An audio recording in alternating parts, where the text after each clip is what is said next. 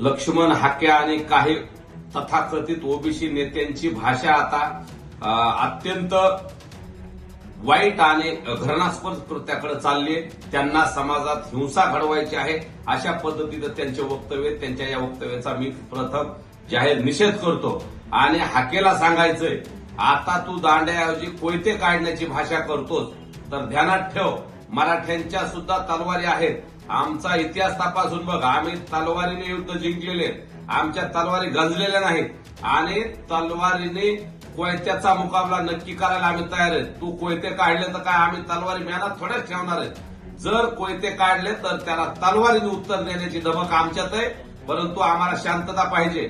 आमचा लढा ओबीसी बांधवाशी किंवा कुठल्या नेत्याशी नाही, आमचा लढा सरकारसोबत आणि सर्वपक्षीय नेत्यासोबत आहे आणि तो लोकशाही मार्गाचा आहे। परंतु जाणून बुजून तुला आणि काही ओबीसी तथाकथित नेत्यांना मराठा आणि ओबीसी वाद लावून तुमचं राजकीय स्वार्थ साधायचा आहे, म्हणून तुम्ही असं भडकाऊ भाषण करता। तर इथून पुढे अशाच पद्धतीनं भाषण केलं किंवा कोयते काढायची भाषा केली तर आम्ही सुद्धा तलवारी काढू आणि कोयत्याला तलवारीने उत्तर दिल्याशिवाय आम्ही राहणार नाहीत, एवढं ध्यानात ठेवा।